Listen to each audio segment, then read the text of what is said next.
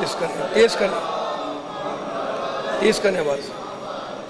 اس سے بھی بلند صلوات پڑھیں محمد والے محمد پر. اللہم صلی علی محمد.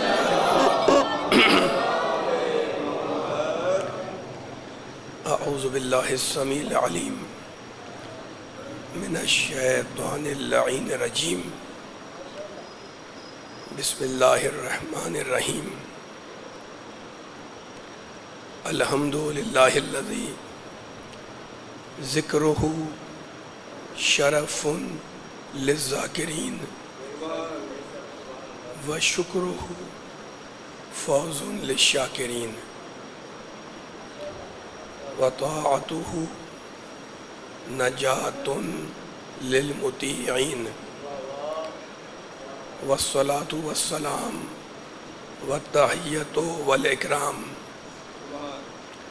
علی اشرف النبیین وخاتم المرسلین سیدنا و مولانا ابی القاسم محمد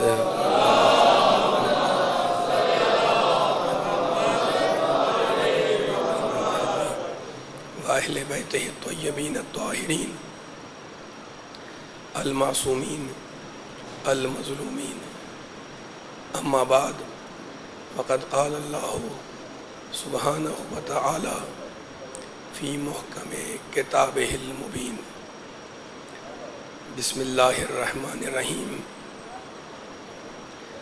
من اہتدی فانما یہتدی لنفسہ ومن ضل فإنما يضل عليها ولا تزر وازرة وزر أخرى. صلوات. تیز کریں آواز. صحیح نہیں ہے آواز. تیز کریں آواز. اس سے بھی بلند صلوات. تیز کر کے چھوڑیں. تھوڑی تیز رکھیں آواز.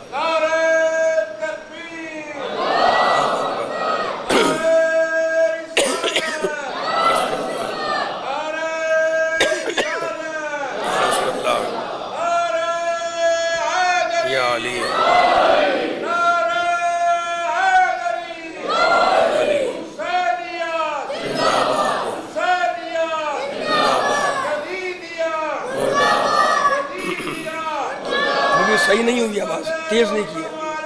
تیز نہیں ہو رہی. کل سے صحیح کریے گا. سامعین کرام، حضرات گرامی قدر، کل کی گفتگو کا خلاصہ اور تلخیص یہ تھی کہ پروردگار عالم خالق ارض و سما ارحم الراحمین اکرم الاکرمین اجود الاجودین ابصر الناظرین واضح الفاظ میں یہ اعلان کر رہا ہے کہ جو بھی ہدایت پاتا ہے اس کا فائدہ ہدایت پانے والے ہی کو ملتا ہے، اور جو گمراہی اختیار کرے، گمراہ ہو جائے، اس کا ضرر، اس کا نقصان اس گمراہ ہونے والے کو ملتا ہے.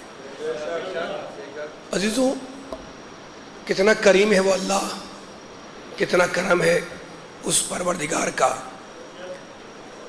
جس نے عالم وجود میں اور عالم ہستی میں انسانوں کو بے رہنماؤں کا نہیں چھوڑا، اور ہر دور میں، ہر زمانے میں، ہر پیریڈ میں، ہر عہد میں ہدایت کی ذمہ داری لے کر انسانیت کو منزل کمال تک پہنچنے کا سہارا دیا. بد نصیب ہیں وہ افراد اور بدقسمت ہیں وہ افراد جو خدا کی بھیجی ہوئی ہدایت سے فائدہ نہ اٹھا سکیں اور قدرت کے انتظام ہدایت کو چھوڑ کر اپنے انتظام کی فکر میں لگ جائیں. اور اب خوش نصیب ہیں وہ افراد اور خوش قسمت ہیں وہ افراد جو منزل تسلیم و رضا پر چلتے ہوئے اپنے اختیار حیات کو مالک کائنات کے حوالے کر کے سراپا انا للہ کی تصویر بن جاتے ہیں۔ تو پورا قرآن ہدایت، پوری کتاب ہدایت۔ کل میں آپ کے سامنے عرض کر رہا تھا کہ یہ قرآن کتاب قانون بھی ہے، قانون کی کتاب بھی ہے، اور کتاب ہدایت بھی ہے، ہدایت کی کتاب بھی ہے۔ ہر حرف ہدایت، ہر آیت ہدایت، ہر سورہ ہدایت، ہر لفظ ہدایت۔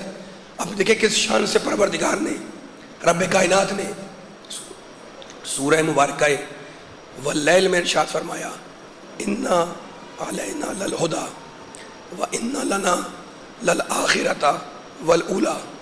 سنو انسانوں، ہدایت کی ساری ذمہ داری اللہ کی ہے، اور دنیا اور آخرت کے سارے اختیارات اللہ ہی کے کنٹرول میں اور اللہ ہی کے قبضے میں ہیں۔ تو یہ قرآن کا فیصلہ ہے، یہ آپ کا فیصلہ نہیں ہے، میرا فیصلہ نہیں ہے، یہ رب کائنات کا فیصلہ ہے کہ ہدایت ہم کریں گے، ہادی ہم بھیجیں گے۔ تو اب آدم جنت چھوڑے یہ اللہ کو گوارا، نوح طوفان میں گر جائیں یہ اللہ کو گوارا، ابراہیم آتش نمرود میں ڈال دیے جائیں یہ اللہ کو گوارا، موسیٰ نیل کی موجوں میں جائیں یہ اللہ کو گوارا، عیسیٰ تہمت عصمت مادری سے دوچار ہو جائیں یہ اللہ کو گوارا، ہمارا اور آپ کا نبی مکے کی گلیوں میں لہو لہان کر دیا جائے یہ اللہ کو گوارا، لیکن انسانیت بے رہنما کی رہ جائے یہ اللہ کو برداشت نہیں ہے۔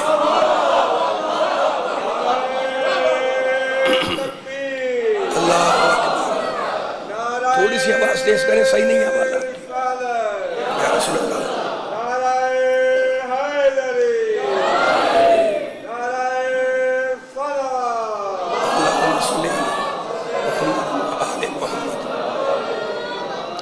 اب یہاں تک بات آ گئی، بس اس کو تیز رکھیں، اسی طرح بار بار آہستہ کم کر رہے ہیں آپ تو خراب ہو رہی ہے گفتگو۔ بلند ترین صلوات پڑھیں محمد والے محمد، محمد والے محمد۔ یہاں تک بیان آ گیا ہمارا 5-7 منٹ کے اندر کہ پوری کتاب ہدایت ہے۔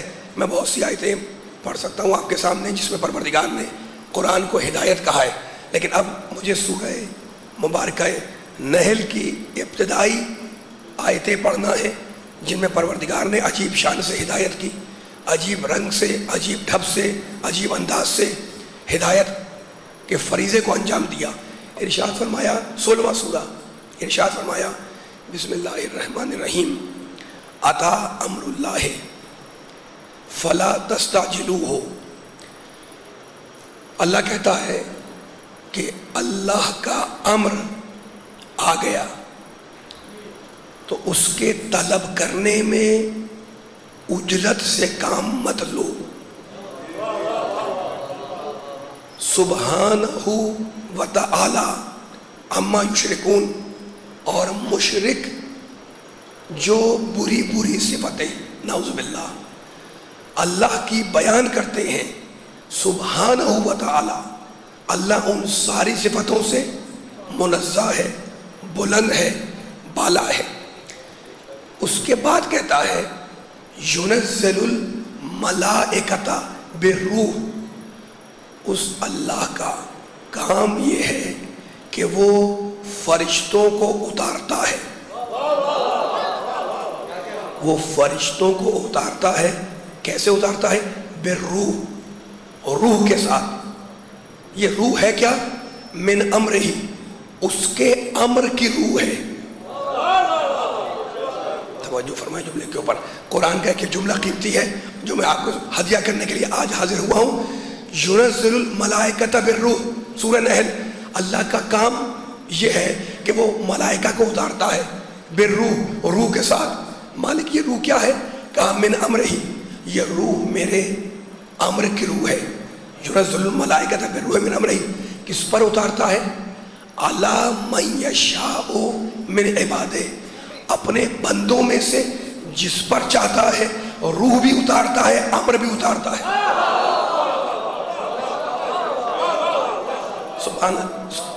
सुब्हानहू व तआला, पाक है वो अल्लाह जो अपने बंदों में से जिस पर जाता है रूह भी उतारता है, अम्र भी उतारता है। युनज़्ज़िलुल मलाइकत बिर्रूह। आप ये साथ देखें, क्या क्या कमाल का साथ है रूह का अम्र के साथ, अजीब साथ है रूह का अम्र के साथ। सूरह नहल में है ना, अपने बंदों में से जिस पर जाता है रूह भी उतारता है, अम्र को भी उतारता है। और अब सूरह मोमिन 40वां सूरा, मिलती जुलती आयत, बिस्मिल्लाहिर्रहमानिर्रहीम। रफ़ीउ दरजात ज़ुल अर्श युल्क़ि रूहा मिन अम्रिही अला मन यशाअ मिन इबादिही। कहता है कि रफ़ीउ दरजात, दरजात का बुलंद करने वाला मैं हूँ। ज़ुल अर्श, अर्श का मालिक हूँ। अर्श का मालिक अल्लाह है। और क्या है? दर्जों का बुलंद करने वाला है। इसका काम क्या है? परवरदिगार आलम का अपना काम बताता है। युल्क़ि रूहा मिन अम्रिही अला मन यशाअ। मेरा काम यह है कि मैं अपने अम्र की रूह को डाल देता हूँ। किस पर? अला मन यशाअ मिन इबादिही, अपने बंदों में से जिसमें चाहता हूँ अम्र की रूह को डाल देता हूँ।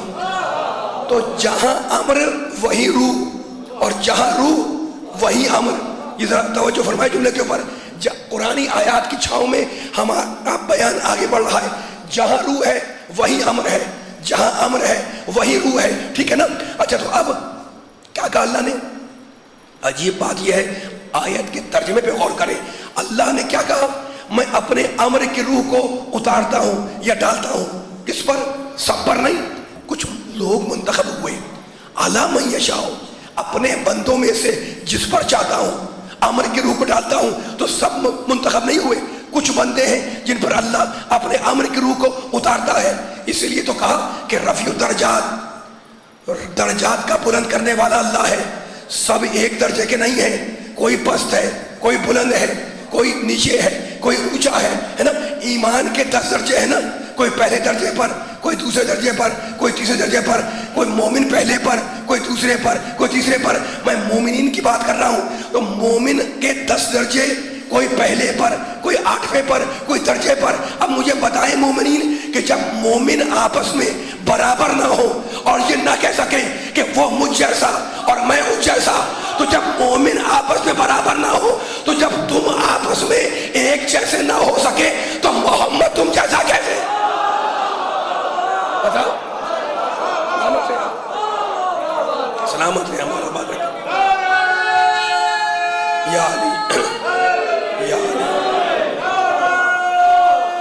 हम बराबर नहीं है। मिलके सारे माशाअल्लाह। अल्लाह अकबर। या रसूल अल्लाह, या अली, माशाअल्लाह। अल्लाहुम्मा सल्ली अला मुहम्मद व आले मुहम्मद।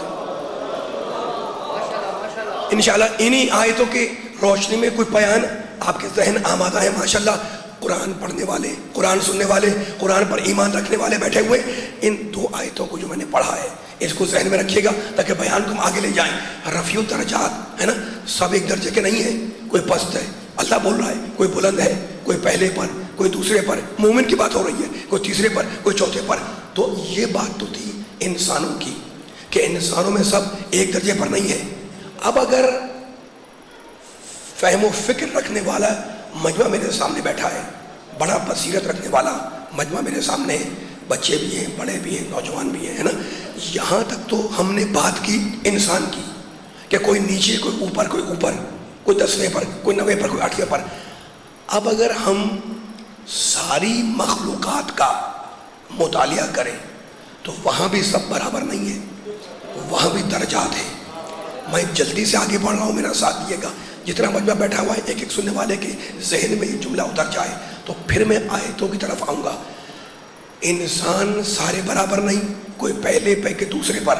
और अब पूरी मखलूक़ात कायनात की सब बराबर नहीं है। पहला दर्जा है जमादात, जमादात पत्थर। अब इनकी खुसूसियात बयान करनी है और मिलकर साथ चलना है। पहला दर्जा है वजूद का जमादात, जमादात यानी पत्थर। پتھر کی خصوصیت کیا؟ پہلا درجہ جمادات پتھر، ٹھیک ہے نا.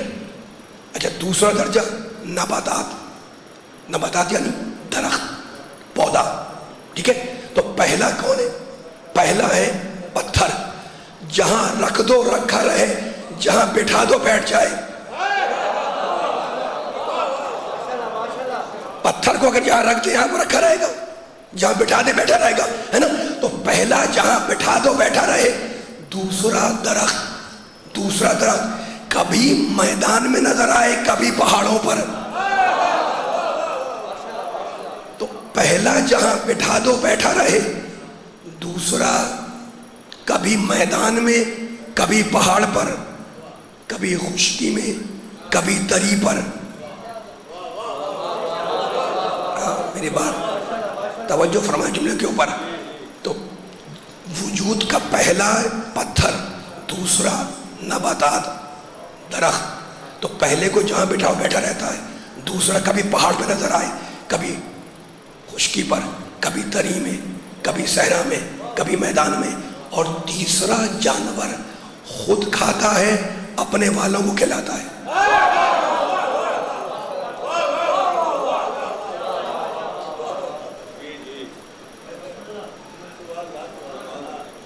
مولا بات رکھے آپ کو تھوڑا سا بلند ہوئیے گا میری آواز کے ساتھ ساتھ یہ کریں گے، بات پہنچ رہی سب معلوم تھا.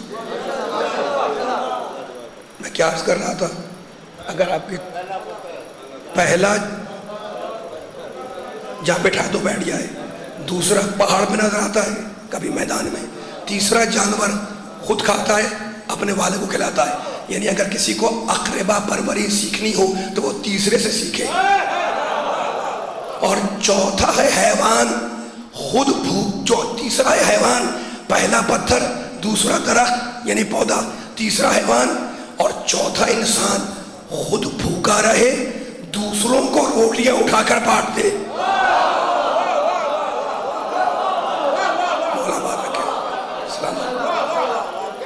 تو یہ وجود کے ارتقاءات ہیں، وجود کا ارتقاء ہے، ٹھیک ہے نا.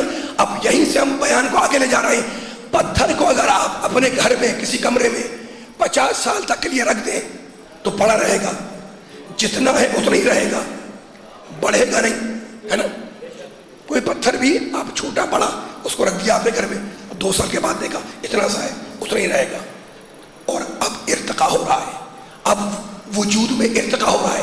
اب مالک کی شان کریمی دیکھیں، ارحم الراحمین، اکرم الاکرمین، اجود الاجودین کا کرم دیکھیں. پتھر جتنا ہے اتنا رہے گا.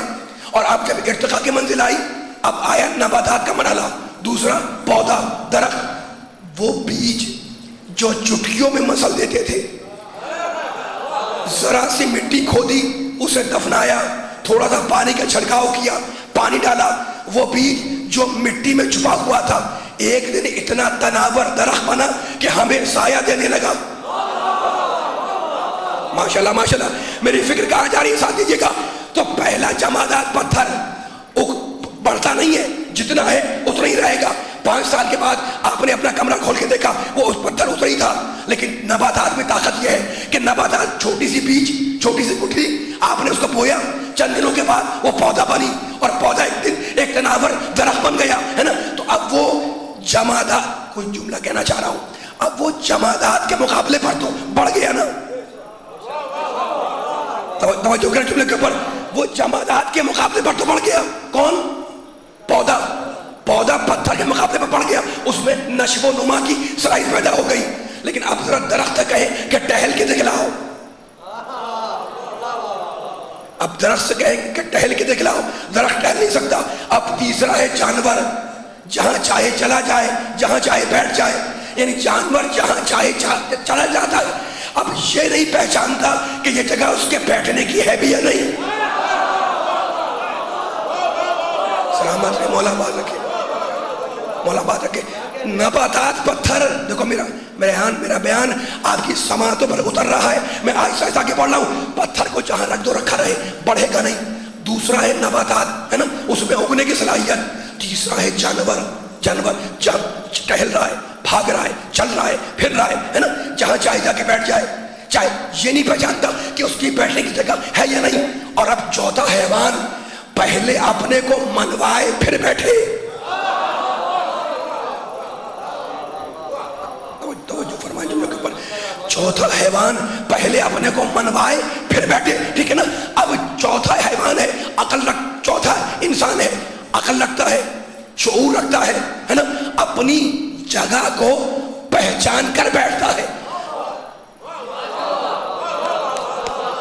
मैं बड़ी बारीक मंजिलों से गुजर रहा हूं। सलामत नहीं मौला आबाद रखे। बड़े बुजुर्ग नौजवान बच्चे बड़ी इन्हेवा के साथ मेरे इन जुमलों को सुन रहे हैं, मैं आपका शुक्रगुजार हूं। लेकिन जरा सा तवज्जो फरमाई, बारीक बात मैंने छेड़ दी है और मुझे बहुत दूर ले जाना है सुनने वालों को इन आयतों के जरिए से, ठीक है ना। अब चौथा है इंसान, अकल रखता है, पहचानता है एक जगह उसके बैठने की है या बैठने की नहीं है ना। लेकिन अजीब बात है, इन सारों पर अल्लाह का अम्र नहीं आया। सारे इंसानों पर अल्लाह के अम्र की रूह नहीं आई। मैं थोड़ी बोल रहा हूं, कुरान बोल रहा है। इन सारे इंसानों पर अल्लाह का अम्र नहीं आया, इन सारे इंसानों पर अल्लाह ने अपने अम्र की रूह को नहीं उतारा। अभी तो हमने आयत पढ़ी थी, क्या कहा था आयत में, क्या कहा था? युनज़्ज़िलुल मलाइकता बिर्रूह, अल्लाह अपने अम्र की रूह उतारता है किस पर? अला मन यशाउ मिन इबादे, अपने बंदों में से जिस पर चाहता है अपने अम्र की रूह को उतार देता है ना। तो फिर सुने, अल्लाह अब फरिश्तों को उतारता है, मलाइका रूह के साथ। ये रूह क्या है? अल्लाह के अम्र की रूह। अब साथ देखें, जहां अम्र वहीं रूह, जहां रूह वहीं अम्र, है ना। ये सूरह नहल की आयत, अल्लाह फरिश्तों को उतारता है और रूह के साथ जो उसके अम्र की रूह है। और अब सूरह मोमिन में क्या कहा था? युल्किर रूह मिन अम्रिही अला मन यशाउ मिन इबादिही, अल्लाह जो अर्श का मालिक है अपने अम्र की रूह को उतारता है, अपने अम्र की रूह को डाल देता है अला मन यशाउ मिन इबादिही, अपने बंदों में से जिसमें चाहता है अपने अम्र की रूह को डाल देता है। तो फैसला हो गया ना कि सारे इंसानों में अम्र नहीं आया, सारे इंसानों पर अल्लाह के अम्र की रूह नहीं आई, ठीक है। अच्छा, तो अब एक आयत पढ़ना चाह रहा हूं मैं, और आयत पढ़ के फैसला होगा कुरान की रोशनी में। इतना आपने मेरा साथ दिया है, दाएं बाएं बैठे हुए सारे सुनने वाले अपनी फिक्र को मेरे जुमलों के साथ रखें ताकि फैसला हो जाए। देखो, छोटी सी एक मिसाल दे रहा हूं पहले मैं, फिर वो आयत पढ़ूंगा। मैं आपके घर आया, आपने चाहा कि मुझे चाय पिलाएं, चाय आपने पेश की, मैंने चाय पी। जब चाय पी ली मैंने, तो मैंने कहा जनाब बहुत अच्छी चाय थी, इस चाय में मिठास कहां से आई? थोड़ा सा मैं एक जुमला कहूंगा, आपके समाते में उतरना है, तो तवील नहीं पढ़ सकता हूं, माइक भी जरा खराब है, मेरा गला भी खराब है, लेकिन जितना जुमला बोल रहा हूं उतना मेरा साथ दें ताकि मैं जुमला, इतनी आयतें पढ़ने के बाद जाया हुआ तो मुझे अफसोस होगा, लेकिन इतने साहिबाने फिक्र हैं, इंशाल्लाह जुमला जाया नहीं होगा। मैं आया आपके पास, मैंने कहा जनाब चाय पेश करें, आपने चाय पेश कर दी, मैंने पी ली, मैंने कहा बहुत अच्छी चाय थी, ज़रा ये बताएं कि इस चाय में मिठास कहाँ से आई? आपने कहा इसमें चीनी पड़ी है, शक्कर पड़ी है। तो मैंने कहा मिठास कहाँ से आई? आपने कहा चीनी की वजह से। मैंने कहा चीनी में मिठास कहाँ से आई?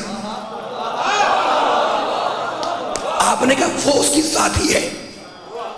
अब जो जाती होती है उसके बारे में सवाल नहीं होता, फलसफे का उसूल है ना। मैंने कहा चाय में मिठास कहाँ से आई? कहा आपने कहा चीनी से आई। मैंने कहा चीनी में कहाँ से आई? आपने कहा ये उसकी जाती है ना, ये सवाल नहीं होता, उसकी जाती है। सालन खा रहे थे आप, सालन खा रहे थे, जब खा लिया आपने तो गए हाथ धोने के लिए। मैंने कहा हाथ में चिकनाई कहाँ से आई? आपने कहा सालन की। मैंने कहा सालन में कहाँ से आई? आपने कहा तेल की। मैंने कहा तेल में कहाँ से आई? आपने कहा वो उसकी जाती है। खुदा करे ये पैगाम पहुंच गया अगर ये मिसाल, तो फैसला हो जाएगा। मैंने कहा जनाब सालन में चिकनाई कहाँ से आई? तवज्जो सुनने वालों की। आपने कहा तेल की वजह से। मैंने कहा तेल में चिकनाई कहाँ से आई? आपने कहा वो उसकी जाती है। तो जाति के बारे में सवाल नहीं होगा। अब सवाल सुनो, हम क्यों जिंदा है? इसलिए कि हम में रूह है, और रूह क्यों जिंदा है? और रूह खुद जिंदगी है। माशाल्लाह माशाल्लाह माशाल्लाह, फैसला हो गया। आजा मेरे साथ, आज फैसला हो रहा है। तेल में चिकनाई कहां से आई? तेल में चिकनाई सालन में कहां से आई? तेल की वजह से। تیل میں کہاں سے آئی؟ وہ اس کے ساتھی ہے. چائے میں مٹھاس کہاں سے آئی؟ چینی کی وجہ سے. چینی میں مٹھاس کہاں سے آئی؟ وہ اس کے ساتھی ہے. ہم کیوں زندہ ہیں؟ اس لیے کہ ہم میں روح ہے، آپ میں روح ہے، آپ میں روح ہے، آپ زندہ ہیں. اور روح کیوں زندہ ہے؟ روح خود زندگی ہے. اب میں آیت پڑھ رہا ہوں، جا کے دیکھ لو. اللہ کہتا ہے وَيَسْأَلُونَكَ عَنِ الرُّوحِ قُلِ الرُّوحُ مِنْ أَمْرِ رَبِّي. رسول، لوگ تیرے پاس آ کے پوچھتے ہیں کہ روح کیا ہے؟ کہہ دے کہ روح میرے رب کا امر ہے. اللہ اکبر، اللہ اکبر. سورہ بنی اسرائیل میں کہتا ہے کہہ دے رسول لوگوں سے، تجھ سے پوچھتے ہیں نا کہ یہ روح کیا ہے، قُلِ الرُّوحُ مِنْ أَمْرِ رَبِّي، کہہ دے کہ یہ روح میرے رب کا امر ہے. اور مسلمان مفسرین نے لکھا کہ اللہ کا امر جب ایک مرتبہ ہو جائے تو وہ مرنے کے لیے نہیں ہوتا، وہ ہمیشہ رہنے کے لیے ہوتا ہے. تو مسلمان مفسرین نے لکھ کے آسانی کر دی، کہنے لگے روح کیونکہ اللہ کا امر ہے اس لیے روح کو موت نہیں آتی. اب فیصلہ کرو کہ جو امر ہو اسے تو موت نہ آئے، تو جو صاحب الامر ہو. کیا بات ہے، کیا سلامت ہے مولا بات ہے. کیا مل کے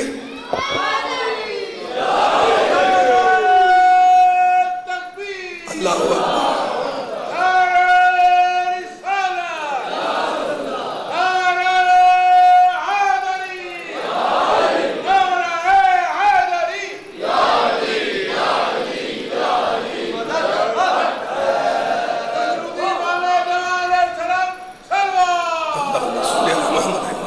بات سلامت میں، سلامت میں مولا بات رکھے.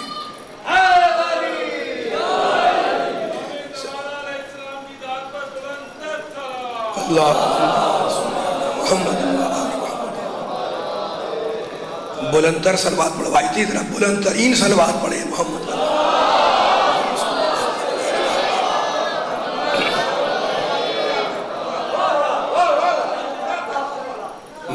میں نہیں کہہ رہا ہوں آپ زندہ ہیں، ہم زندہ ہیں اس لیے کہ ہم میں روح ہے. چائے میں مٹھاس ہے کیونکہ چائے میں چینی ہے، اور چینی میں کہاں سے آئی؟ وہ اس کی ذاتی ہے. ہم زندہ ہیں اس لیے کہ ہم میں روح ہے. اور روح کیوں زندہ ہے؟ اور روح خود زندگی ہے نا. اور قرآن نے کہا کہ روح ہے اللہ کا امر، تو جو امر ہو اس کو موت نہ آئے. تو جو مالک امر ہو، جو صاحب الامر ہو، اسے کیسے موت آ جائے؟ تو دیکھا آپ نے قرآن کا کمال کہ جہاں امر ہے وہی روح ہے، اور جہاں روح ہے وہی امر ہے. ٹھیک ہے، بیان کو میں اب یہاں سے آگے لے جا رہا ہوں. اگر آپ کے اذہان عالیہ میرا ساتھ دیتے رہے تو بیان آگے بڑھ جائے گا. جہاں روح ہے وہی امر ہے، جہاں امر ہے وہی روح ہے. ٹھیک ہے نا. اچھا، تو اب ایک سوال کر رہا ہوں. سوال کیا کرنا ہے بلکہ ایک فکر ہے اور مل کر ایک نتیجہ نکالنا ہے. اللہ اپنے روح کو کس پر بھیجتا ہے؟ نبیوں پر. نبی کا لفظ نہیں ہے، میں آیت پڑھ رہا ہوں. ينزل الملائکۃ بالروح من امرہ. اللہ فرشتوں کو اتارتا ہے اپنے امر کی روح کے ساتھ. علی الانبیاء، انبیاء نہیں ہے، علی من یشاء من عبادہ، اپنے بندوں میں سے جس پر چاہتا ہے امر کو اتارتا ہے، فرشتوں کو اتارتا ہے، امر کی روح کو اتارتا ہے. سورہ نحل، سورہ مومن. ٹھیک ہے نا. اچھا، تو اب اگر فقط انبیاء پر امر اترتا ہوتا، انبیاء پہ اترتا ہے، انکار نہیں ہے نا، لیکن اگر فقط انبیاء پر اترتا ہوتا اللہ کا امر، تو اللہ کہہ دیتا علی الانبیاء یا علی النبی، میں اپنے امر کے روح کو اتارتا ہوں نبیوں کے اوپر، ایک ایک کے اوپر، ہے نا. انبیاء کا نام نہیں لیا. اللہ کیا کہتا ہے؟ علی من یشاء، اپنے بندوں میں سے جس پر چاہوں اپنے امر کی روح کو اتار دوں. تو ہے کچھ ایسے انبیاء سے ہٹ کر،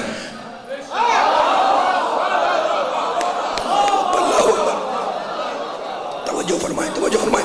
آپ اتنے بیدار اور نقطہ سمجھ افراد بیٹھے ہوئے قرآن کے پر غور کرتے ہیں، فکر کرتے ہیں، تو میرا دل چاہتا ہے کہ جب پیغام آپ کو ہدیہ کرتا آگے بڑھ جاؤں. اللہ کہتا کہ علی الانبیاء، میں اپنی روح کو، امر کی روح کو ڈال دیتا ہوں اپنے نبیوں پر. نبیوں پر آتی ہے، انکار نہیں ہے، نبی پہ آتی ہے، لیکن قرآن نے نبیوں کا لفظ نہیں کہا. قرآن نے کہا علی من یشاء من عبادہ. اللہ اپنے امر کی روح کو فرشتوں کے ساتھ اتارتا ہے. کس پر اتارتا ہے؟ اپنے بندوں میں سے جس پر چاہتا ہے اتار دیتا ہے. 1 منٹ میں فیصلہ کر دوں اگر تھکے نہ ہو، ہے نا. تو اب کیسے پتا چلے نبیوں کے علاوہ کچھ ہے جن پر امر بھی اترتا ہے، جن پر اللہ کے امر کی روح بھی اترتی ہے نا. نبی تو ختم ہو گئے، میرا نبی آخری محمد نبی ہے یا نہیں؟ خاتم النبیین، ذرا بولا کرے، ساتھ چلا کرے، میرا پیارا محمد خاتم النبیین ہے، خاتم المرسلین ہے۔ دیکھ رہا ہوں کون کون میرا ساتھ دے گا اس جملے کے اوپر۔ تو اگر نبیوں پر فقط امر اترتا تو اللہ کہتا انبیاء پر اتر گیا، نہیں، علی من یشاء میری بات ہے، میں اپنے بندوں میں سے جس پر چاہتا ہوں امر کو اتارتا ہوں، روح کو اتارتا ہوں، فرشتوں کو اتارتا ہوں۔ تو کیسے پتا چلے کہ نبیوں کے علاوہ کون ہے جن پر امر اترتا ہے؟ تو قرآن نے آگے بڑھ کے کہا تنزل الملائکۃ والروح فیہا، اللہ کے فرشتے شب قدر میں اترتے ہیں اور اترتے رہیں گے، والروح فیہا، اور روح الامین شب قدر میں اترتا ہے اور اترتا رہے گا۔ تو مالک یہ ہے کون جن پر فرشتے اترتے ہیں اور قیامت تک اترتے رہیں گے؟ مجھے نہیں پتا، لیکن آیت نے کہا بِإِذْنِ رَبِّهِمْ مِنْ كُلِّ أَمْرٍ، فرشتے امر لے کر آئیں گے۔ تو جب امر لے کر آئیں گے تو صاحب الامر کے پاس جائیں گے، جاہلوں کے پاس نہیں جائیں گے۔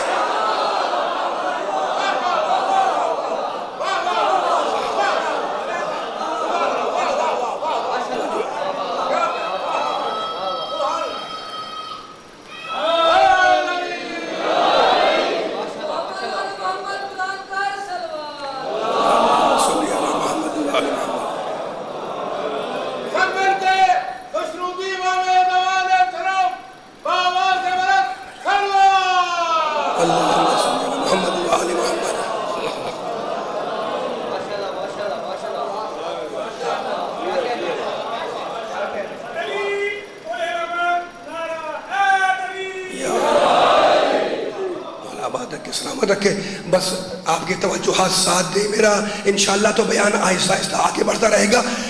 تنزل الملائکۃ والروح فیہا، ہے نا، فرشتے، دیکھیں بڑی باریکی ہے عربی کی، اور میں عربی زبان سے واقف ہوں۔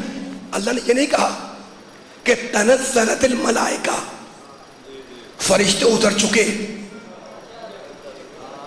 ماضی کا صیغہ نہیں ہے، تنزل الملائکہ، اترتے ہیں اور اترتے رہیں گے۔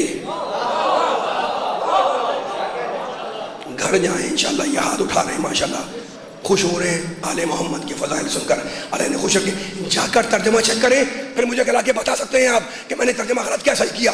تنزلت الملائکہ نہیں ہے، ماضی میں اتر چکے، اب نہیں اتریں گے، نہیں، تنزل الملائکہ، اترتے ہیں، اترتے رہیں گے، ٹھیک ہے نا۔ تو آپ نے دیکھا والروح فیہا، جہاں امر وہیں روح، جہاں روح وہیں امر، ٹھیک ہے نا۔ اب میں پھر آپ کو قرآن مجید کی ایک آیت سنا رہا ہوں اور گفتگو کو مربوط کیے ہوا ہوں کہ جملہ دائیں بائیں آگے پیچھے نہ ہونے پائے۔ سورہ سجدہ کی ایک آیت ہے، ذکر ہے روح کا، ذکر ہے امر کا۔ اب سنیے گا اللہ کیا کہہ رہا ہے، پھر ایک قرآن کی فکر ہے جو آپ کو ہدیہ کرنی ہے۔ یدبر، سورہ سجدہ، یدبر الامر من السماء الى الارض فی یوم کان مقدارہ الف سنۃ مما تعدون۔ اللہ کہہ رہا ہے، اللہ کہہ رہا ہے کہ زمین سے لے کر آسمان تک سارے امر کا کنٹرول اللہ کے پاس۔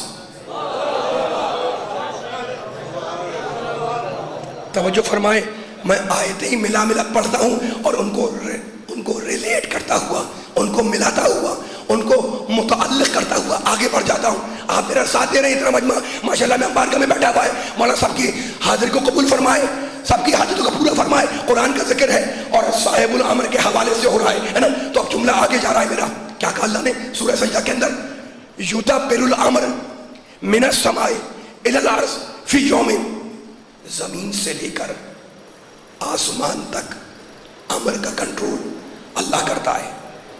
وہ اللہ، یہ آیت ذہن میں رکھیے گا، وہ اللہ جو یہ کہتا ہے قرآن میں کہ امر کا کنٹرول میرے پاس، وہی اللہ اسی قرآن میں کہتا ہے سورہ نازعات میں، فالمدبرات امرن، کچھ ہستیاں ہیں جو امر کو کنٹرول کیے ہوئے ہیں۔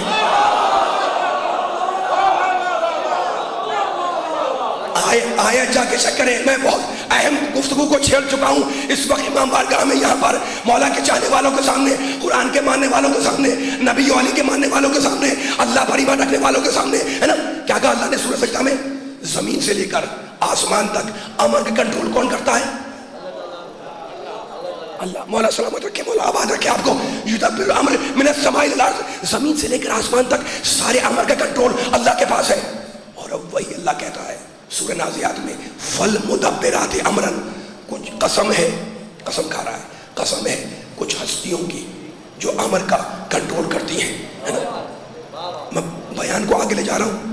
وہاں کہتا ہے امر کا کنٹرول میرے پاس, یہاں کہتا ہے کہ کچھ شخصیتیں ہیں جو امر کو کنٹرول کرتی ہیں. اور قرآن کیا ہے سناؤں؟ اللہ یتوفی الانفس حین موتها والتی لم تمت فی منامها فیمسک التی قضى علیها الموت ویرسل الاخرى الی اجل مسمى ان فی ذلک لآیات لقوم یتفکرون. پوری آیت کا ترجمہ نہیں کروں گا, بس جس جملے سے کام لینا ہے اس جملے کو حل کروں گا. اللہ کہتا ہے اللہ یتوفی الانفس حین موتها, جب انسان کی موت کا وقت آ جائے تو اللہ کہتا ہے ہم نفس کو نکال لیتے ہیں. کل میں نے یہ آیت پڑھی تھی, لیکن آج ایک نئے زاویے سے اس آیت کو ہدیہ کر رہا ہوں. پوری بیداری, پوری بیداری. ممکن ہے الفاظ کی کوتاہی, میرے گلے کی خرابی بات کو واضح نہ کر سکے, لیکن میں پوری یقین کے ساتھ انشاءاللہ یہ جملہ پڑھوں گا کہ ایک ایک سننے والے تک خدا کرے یہ جملہ پہنچ جائے. کیا کہا اللہ نے؟ جب انسان مرنے لگتا ہے تو ہم اس کے نفس کو مار دیتے ہیں. اللہ یتوفی الانفس حین موتها, موت کے وقت میں روح کو نکالتا ہوں, میں نفس کو موت دیتا ہوں, میں تمہیں مارتا ہوں, ہے نا. وہ اللہ جو قرآن میں کہتا ہے کہ اللہ موت دیتا ہے, اللہ مارتا ہے, وہی اللہ قرآن میں کہتا ہے توفتہ رسلنا, کچھ ہمارے فرشتے ہیں جو انسان کو موت دیتے ہیں.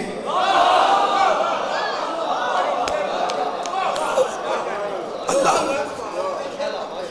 خدا کرے یہ پیغام پہنچے, پوری بیداری چاہ رہا ہوں سننے والوں کی, تاکہ پیغام, یہ میں نے جملہ ہدیہ کر دیا, میری مجلس آخری میں سے قریب ہو جائے گی. 2 آیتیں پڑھی میں نے آپ کے سامنے اس وقت, ہے نا. ایک میں کہتا ہے موت اللہ دیتا ہے, دوسرے میں کہتا ہے کچھ ہمارے فرشتے ہیں جو موت دیتے ہیں. وہاں کہتا ہے امر کا کنٹرول اللہ کے پاس. پھر کہتا ہے سورہ نازعات کے اندر فالمدبرات امرا, کچھ ہستیاں ہیں جو امر کو کنٹرول کیے ہوئے ہیں. اب مجھے بتائیں کہ صحیح یہ ہے یا یہ؟ نعوذ باللہ, سمجھانے کے لیے کہہ رہا ہوں, صحیح یہ ہے یا وہ؟ وہاں کہتا ہے امر کا کنٹرول اللہ کے پاس, یہاں کہتا ہے امر کچھ ہستیاں ہیں جو امر کو کنٹرول کیے ہوئے ہیں. وہاں کہتا ہے موت اللہ دیتا ہے, پھر کہتا ہے ہمارے فرشتے ہیں جو چاہ کے انسان کو موت دے دیتے ہیں. تو صحیح کیا ہے بھائی؟ صحیح دونوں ہے. توجہ کریے گا, فیصلہ ہو رہا ہے, صحیح دونوں ہے. موت اللہ ہی دیتا ہے لیکن براہ راست نہیں دیتا. اس نے کچھ فرشتے معین کیے جن کے ذریعے وہ موت دیتا ہے انسانوں کو, ہے نا.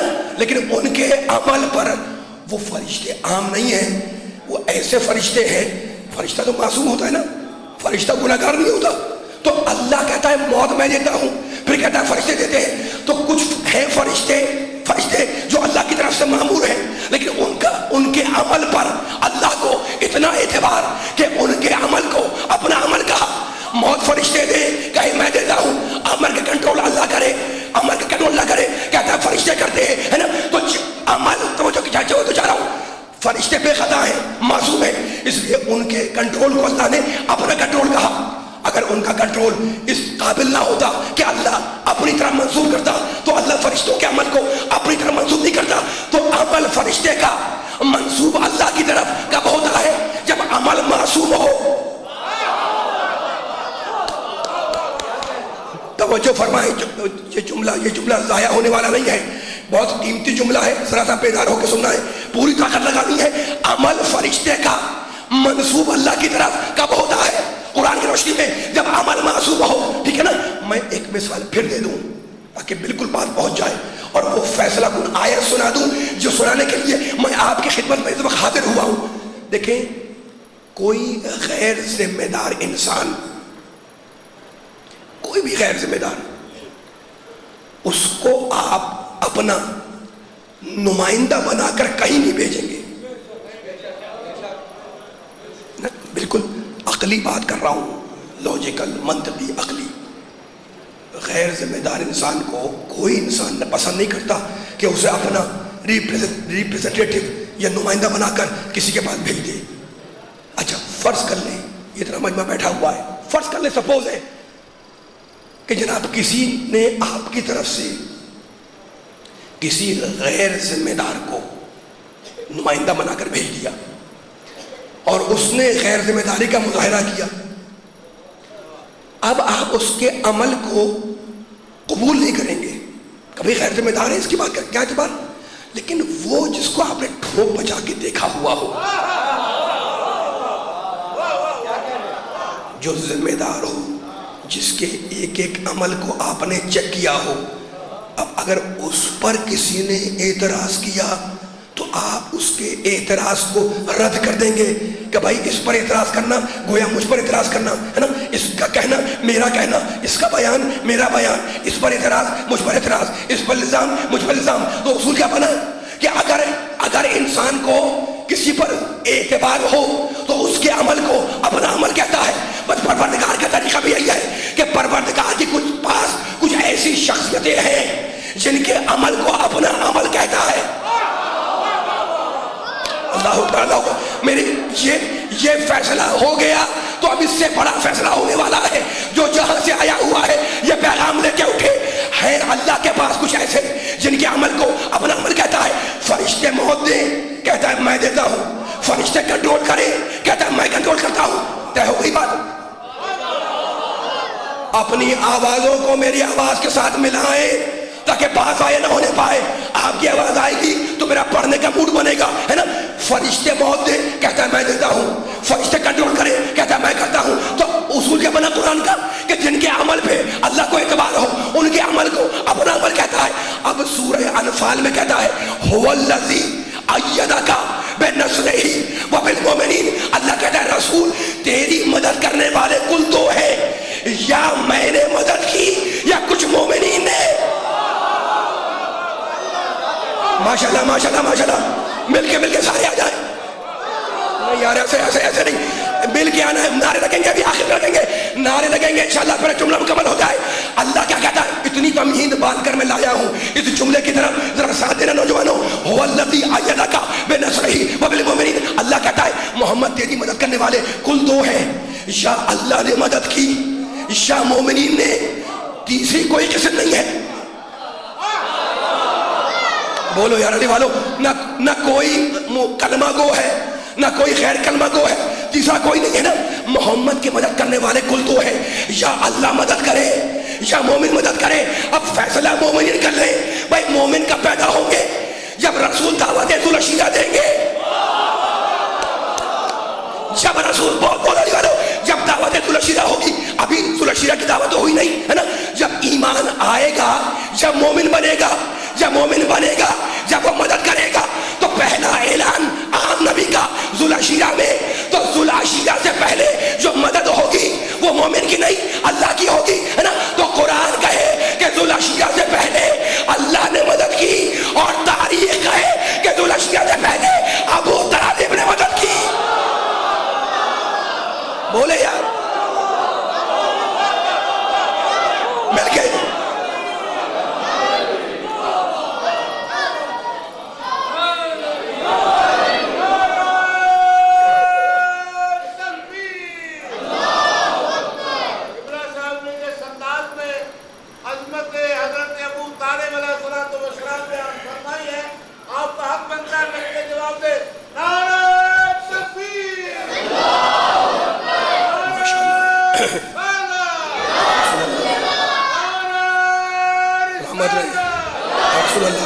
مل کے سامت رہے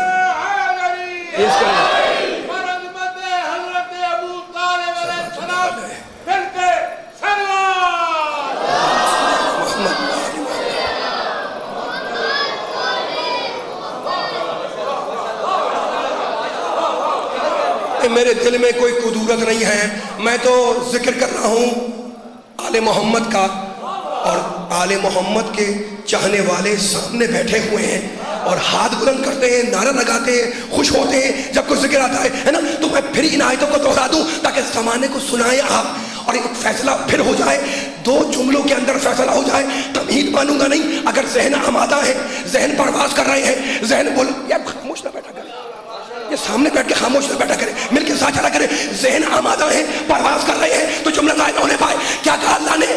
فرشتے موت دیں، کہتا ہے میں دیتا ہوں، فرشتے کنٹرول کریں، کہتا ہے میں کرتا ہوں، ہے نا۔ میں نے آیتوں کے حوالے دے دیے، سورہ سجدہ ہے نا، میں نے آیتوں کے حوالے دے دیے، اور اب سورہ انفال 8واں سورہ، هو الذی ایدک بنصرہ، رسول تیری مدد کرنے والے کل 2 ہیں، یا اللہ نے تیری مدد کی یا مومن نے کی، ہے نا، تو مدد کرنے والے کل 2 ہیں، تیسرا کوئی نہیں ہے۔ یا اللہ مدد کرتا ہے ذوالعرش سے پہلے، یا مومن کرتا ہے۔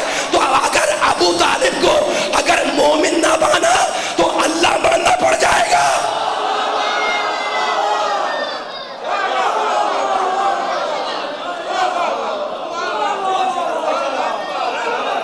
سلامت رہے، سلامت رہے۔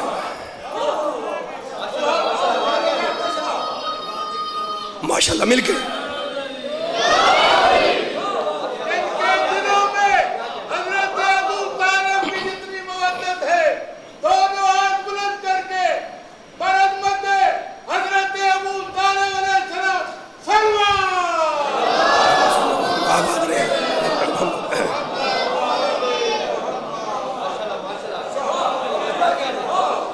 پڑھوں ہو یا نہیں پڑھوں؟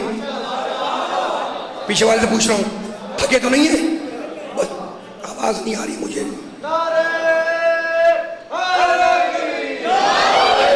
بیان آخری مرحلوں سے بالکل قریب نہ ہوا تو قریب ہو چکا ہے، میرا ساتھ دیتے رہیے گا۔ بیان مکمل کر دیا میں نے، ہے نا۔ اللہ کہتا ہے توفت رسلنا، ہمارے فرشتے ہیں جو انسان کو جا کے موت دیتے ہیں، پھر کہتا ہے اللہ یتوفی الانفس، میں موت دیتا ہوں، میں تمہاری روح قبض کرتا ہوں، میں تمہارے نفس کو موت دیتا ہوں۔ کہیں کہتا ہے یدبر الامر، امر کا کنٹرول اللہ کے پاس، پھر کہتا ہے فالمدبرات امرا، کچھ ہستیاں ہیں جو امر کو کنٹرول کیے ہوئے ہیں، ہے نا۔ تو جس کے عمل پر اللہ کو اعتبار ہو اس کے عمل کو اپنا کہتا ہے نا۔ سورہ انفال میں کیا کہا؟ هو الذی ایدک بنصرہ وبالمؤمنین۔ اے محمد، اے حبیب، تیری مدد کرنے والے کل 2 ہیں، کوئی تیسرا نہیں ہے، یا اللہ مدد کرے یا مومن مدد کرے، ہے نا۔ بیان ختم ہو رہا ہے، اگر سننے کا موڈ ہے، نوجوانوں کا بالخصوص کہہ رہا ہوں میں، تو میرا ساتھ دیں گے، پوری طاقت لگانی ہے۔ آل محمد کا ذکر ہے اور ذکر شفا ہے۔ میں نے نہیں کہا، خود معصوم کہتے ہیں کہ ہم آل محمد کا ذکر شفا ہے، ٹھیک ہے نا۔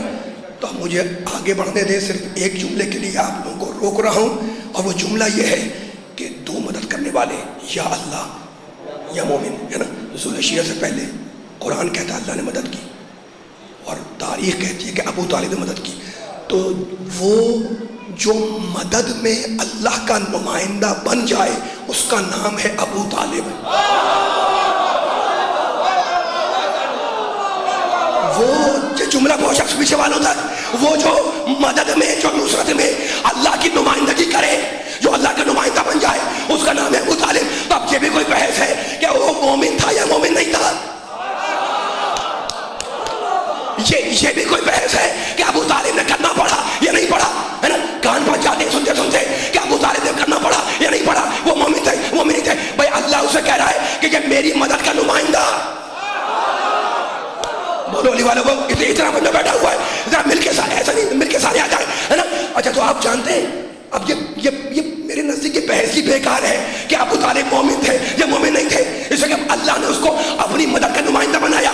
لیکن بحث کرنے پہ لوگ آمادہ ہوتے ہیں نا، بحث کرنے پہ آمادہ ہوتے ہیں کہ ابو طالب نے کلمہ پڑھا تھا یا نہیں پڑھا تھا، وہ مسلمان تھے یا مسلمان نہیں تھے۔ اور جو بیٹھے میں علی والے، ان کے سامنے جب یہ بحث آتی ہے تو انہیں جوش آتا ہے، انہیں جوش آتا ہے، یہ جوش میں آ جاتے ہیں کہ بھئی یہ کیسے ہیں کہ ابو طالب کی ایمان میں شک کر رہے ہیں۔ تو اب میں آج علی والوں سے کہہ رہا ہوں، ہے نا، کہ اگر کوئی ابو طالب کو کافر کہے تو آپ کو کیا، اور کوئی اگر مسلمان کہے تو آپ کو کیا؟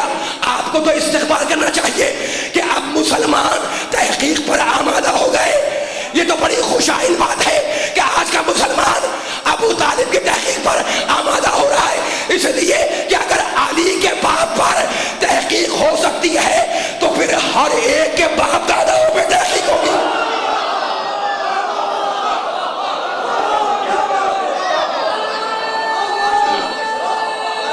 مل کے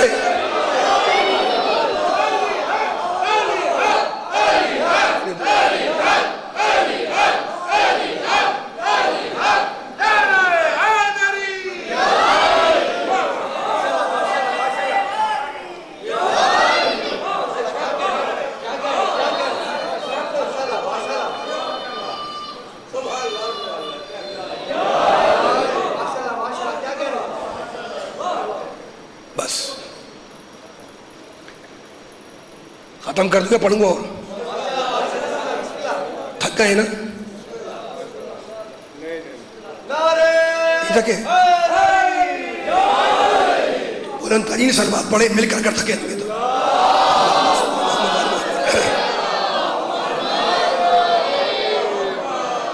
لیکن نبی کے چاہنے والے ہیں، بیان تو میرا ختم ہو گیا ہے، لیکن ایک جملہ یاد رکھیے گا، تاریخ نے لکھا کہ جس رات میرے اللہ نے میرے نبی کو معراج پر بلایا، اس دن نبی کا قیام تھا جناب ام ہانی کے گھر میں۔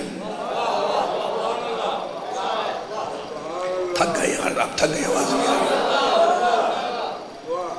میں نے نہیں کہا، محدثین نے کہا کہ جس رات نبی کو اللہ نے عرش پر بلایا اس دن نبی کا قیام تھا جناب ام ہانی کے گھر میں، وہ سرکار ابو طالب کی صاحبزادی ہے نا، نبی آرام کر رہے تھے، حکم الہی آیا کہ اٹھو، نبی اٹھے ہے نا، مسجد اقصی گئے، عرش کی بلندیوں پر گئے، عرش کی بلندیوں پہ گئے، کہاں سے گئے؟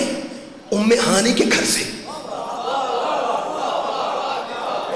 میں حوالے دے سکتا ہوں آپ کو، اگر اردو حوالہ چاہیے وہ بھی دوں گا، فارسی چاہیے وہ بھی دوں گا، عربی چاہیے وہ بھی دوں گا، ہے نا۔ اردو حوالہ اسوۃ الرسول عام کتاب ہے، اس میں مل جائے گا۔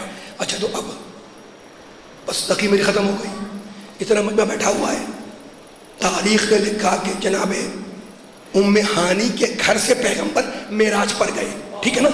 اب ذرا مل کر قرآن کی آیت پڑھیں، سبحان الذی اسرا بعبدہ لیلا، پاک ہے وہ اللہ جو اپنے بندے محمد کو لے گیا لیلن، رات کے کسی وقت، من المسجد الحرام، مسجد الحرام سے۔ قرآن کہے کہ ام ہانی کے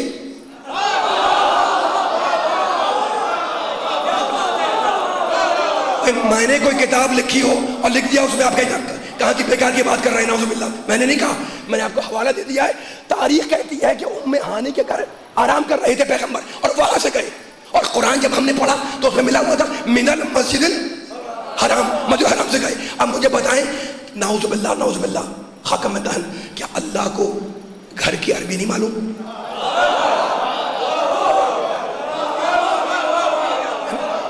کہتے تھے نا من البیت، میں گھر سے لے گیا، نہیں، من المسجد الحرام، ہے نا۔ تو اب مجھے سمجھ میں نہیں آتا کہ تاریخ کہے کہ گھر سے گئے، قرآن کہے کہ مسجد سے گئے، ہے نا، مجھے نہیں پتا، لیکن قرآن کی مجھے ایک آیت ملی جس میں اللہ نے کہا، کیا کہا اللہ نے؟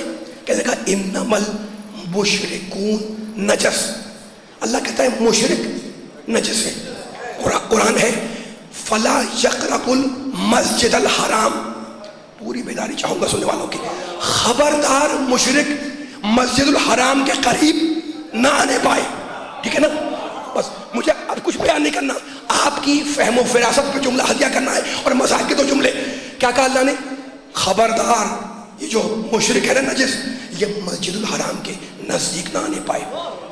اس مجمع میں بہت سے بیٹھے ہوں گے جو حج کر کے آئے ہوں گے یا عمرہ کیا ہوگا، ہے نا، جب جاتے ہیں مکہ خانہ کعبہ کے پاس، کعبہ تو ابھی بہت دور ہے، کئی کلومیٹر دور، پہلے ایک جگہ بورڈ لگا ہوا ہے جہاں لکھا ہوا ہے کہ یہاں سے مشرک کا آگے جانا منع ہے۔ ماشاءاللہ ماشاءاللہ ماشاءاللہ، میں کچھ نہیں کہہ رہا ہوں، ٹھیک ہے نا۔ کعبہ کئی کلومیٹر بعد آئے گا اور کئی کلومیٹر پہلے لکھا ہوا ہے کہ یہاں سے مشرک آگے جانا حرام ہے، ناجائز ہے، منع ہے. ٹھیک ہے، آیت نے کیا کہا تھا کہ مشرک مسجد الحرام کے نزدیک نہ آئے. بورڈ لگا ہوا ہے کعبہ سے بہت پہلے. اس کا مطلب یہ ہے کہ مکے کے اطراف کا علاقہ بھی مسجد میں شامل ہے. ماشاءاللہ ماشاءاللہ ماشاءاللہ، سلامت رہے. یہ سماعت اللہ نے نظر بد سے بچائے. بزرگوں کو، نوجوانوں کو، بچوں کو جو قرآن سن رہے ہیں، ہمیں معلوم ہو گیا اس بورڈ کے لگنے سے ہے نا کہ مسجد الحرام مکے کے اطراف کا علاقہ ہے، لیکن ہمیں نہیں. لوگ کب یہ سمجھے بات؟ لوگوں کی سمجھ میں کب آئی؟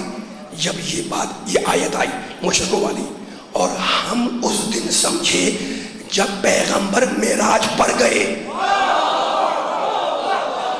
اب مجھے نہیں معلوم علی والوں کہ اللہ نے مسجد کو گھر کہا یا گھر کو مسجد کہا. ماشاءاللہ ماشاءاللہ، میرے کے ساتھ سارے آ جائیں مل کے اتنے بیٹھے ہوئے. مجھے واقعہ نہیں معلوم کہ اللہ نے مسجد کو گھر کہا یا گھر کو مسجد کہا.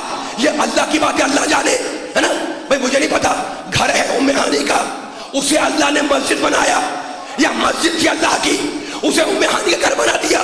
اب یہ اللہ کی بات ہے، اللہ جانے. لیکن میں ایک بات کہوں گا کہ اگر ابو طالب کافر تھا تو کیا اللہ کو، محمد کو عرش پہ بلانے کے لیے کسی مسلمان کی بیٹی کا گھر نہیں ملا؟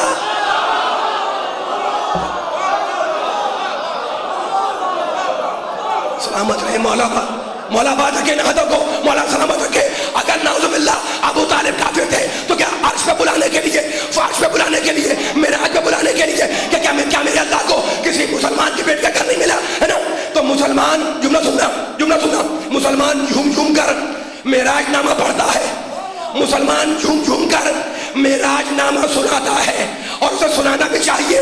لیکن مسلمان بے ہوش ہے، اسے خبر ہی نہیں کہ معراج کے دو رخ ہیں، ادھر زمین ادھر آسمان. ادھر ابو طالب کی بیٹی ہے اور ادھر ابو طالب کا بیٹا ہے.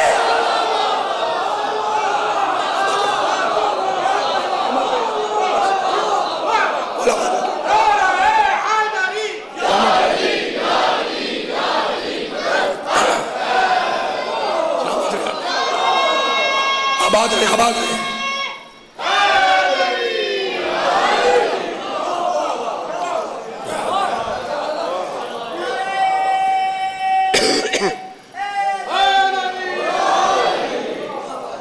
کربلا میں حسین کے پاس دو چیزیں تھیں، ایک امامت، دوسرا خون.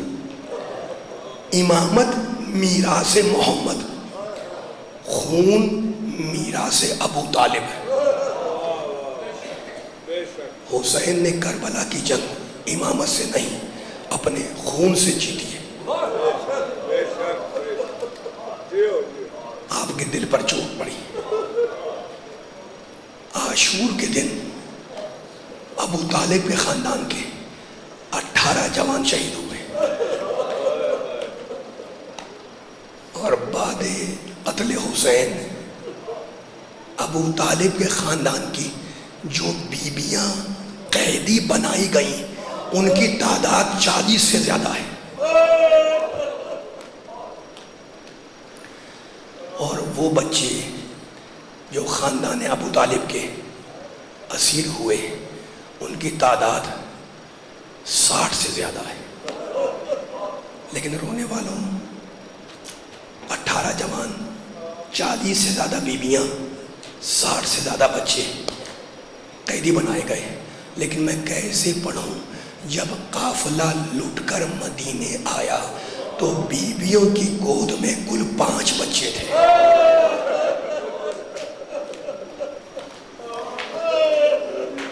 یہ باقی بچے کہاں گئے؟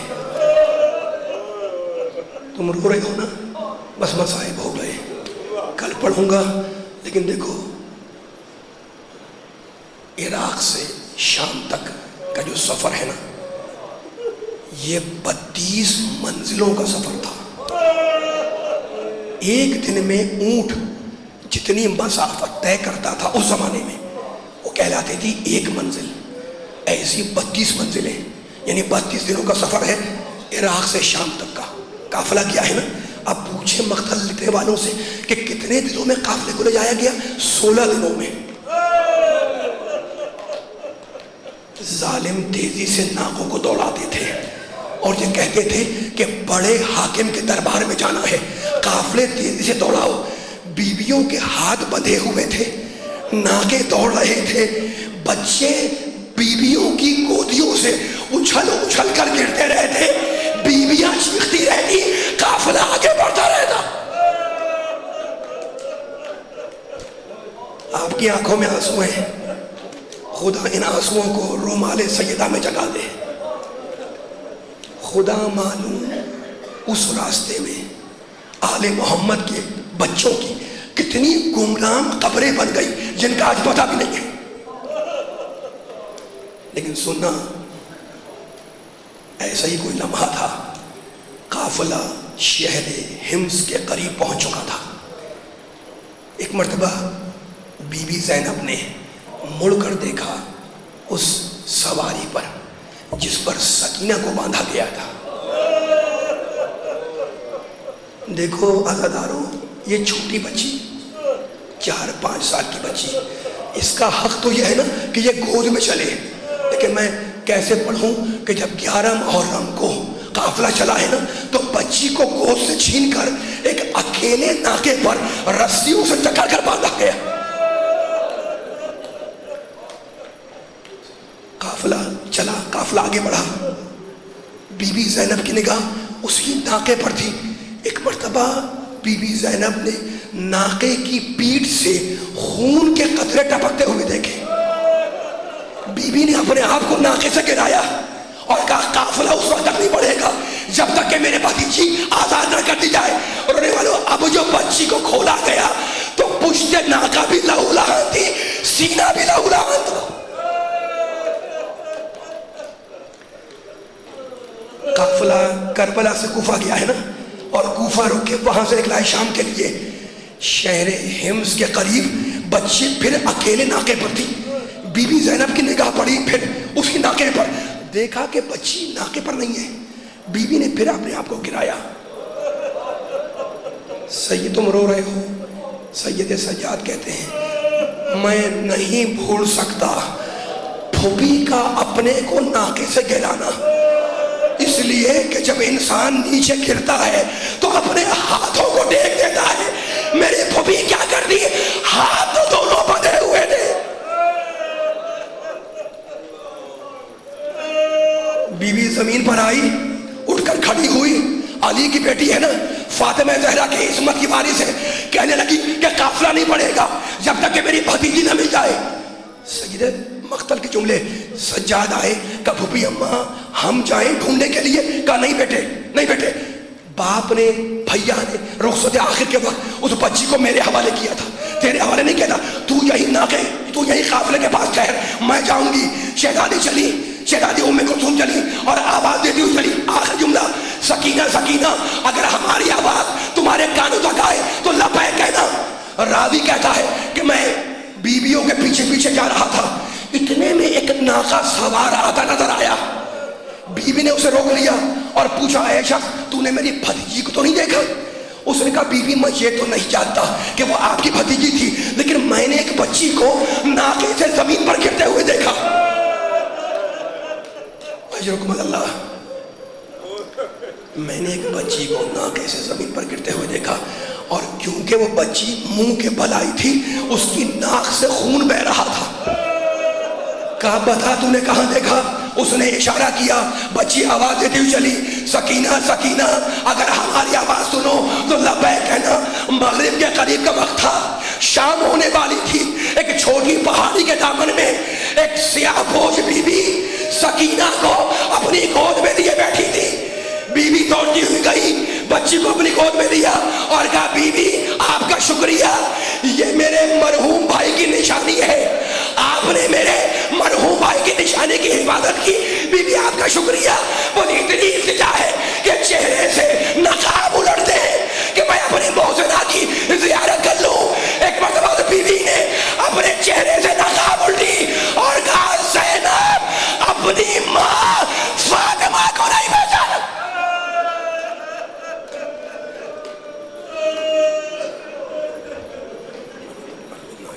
Thank you.